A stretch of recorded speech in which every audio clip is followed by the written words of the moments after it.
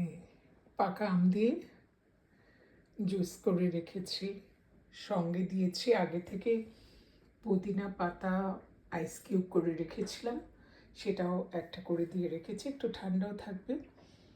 আর এটা যে ফুটবল খেলা থেকে এসে খাবে। এখন আসলে ওয়েদারটা হচ্ছে কেমন, একটু এই গরম আবার একটু ঠান্ডা লাগছে।